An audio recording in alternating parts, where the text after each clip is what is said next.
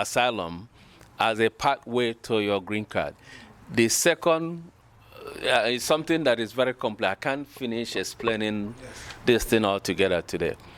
Then the other way you can adjust your status is through marriage to a U.S. citizen. Every marriage must be entered in good faith. That's under immigration law. Sometimes people come say, oh, I have somebody that I'm going to pay. Don't do it. Doesn't work anymore. You know, if it was what was in vogue in the 80s or 90s, not anymore. Because you know why? We used to have a situation where somebody lives in New York. The petitioner, the so-called U.S. citizen, and he marries somebody based on whatever arrangement they have.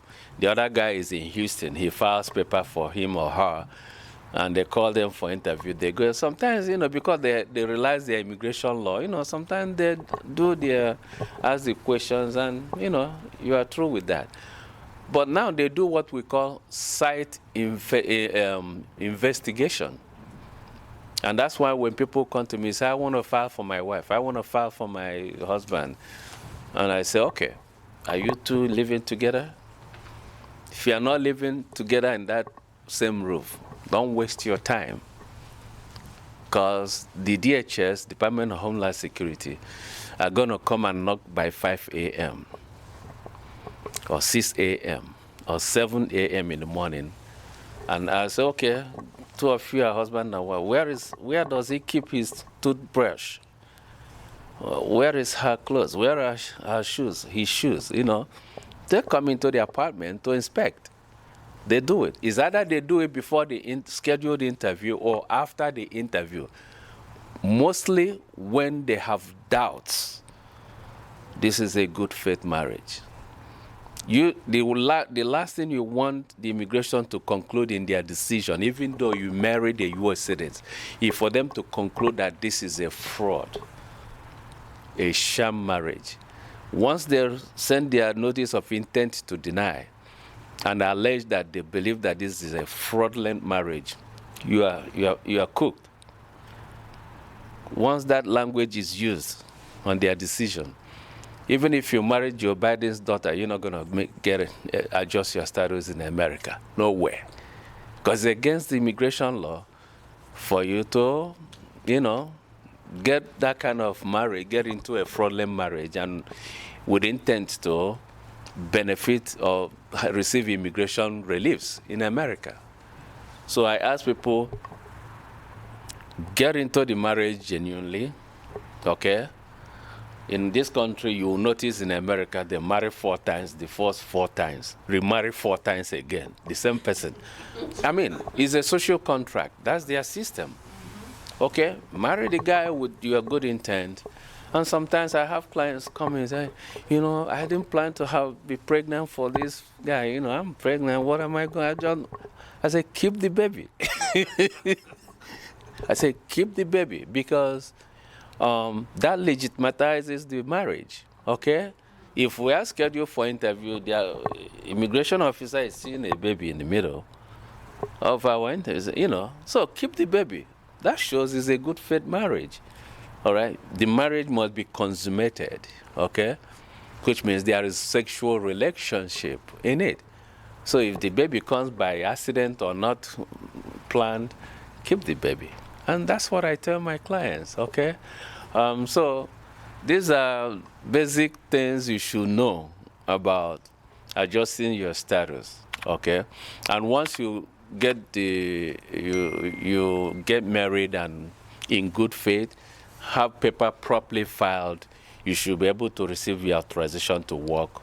You should be able to adjust your status. Sometimes people file asylum before, and then later they found somebody to marry. Okay? Yeah, it's okay. What I do as an attorney is that we filed a family-based petition. That's what we call it.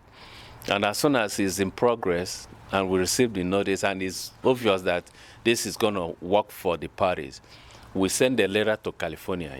California is in charge of Northwest. And we advise the USCIS in California, the asylum department, that we are withdrawing the asylum.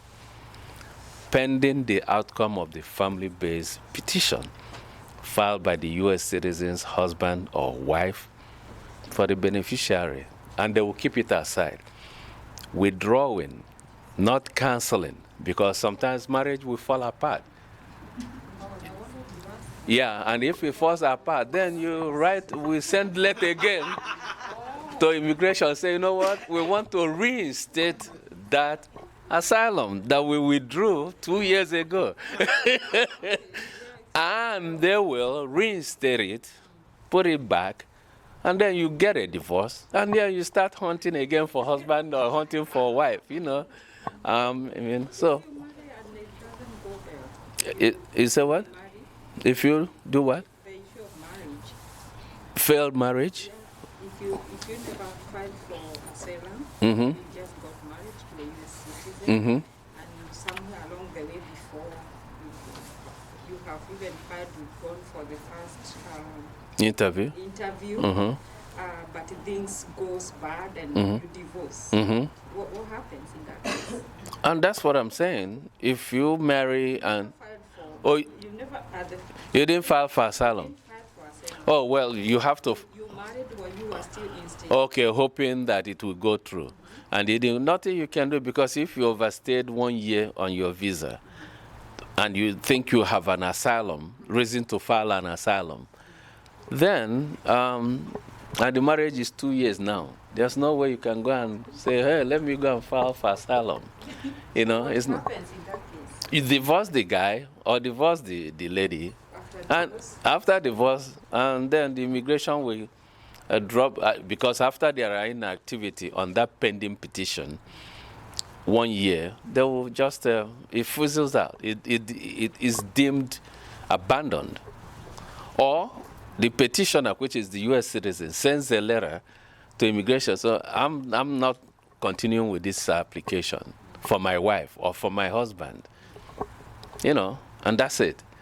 So, and it stays. So that means you have to reorganize your life, start all over again, and get into a clean, genuine marriage. Always tell people, go into remarriage, period, in this time. I know time is much gone. Yeah. So, thank you. One question I want to ask. I know people have questions. Maybe you can also give them your number. The way I know. Yeah, I can give you my number. You can call, because immigration is inexhaustive. Okay, we deal case by case basis. What is it?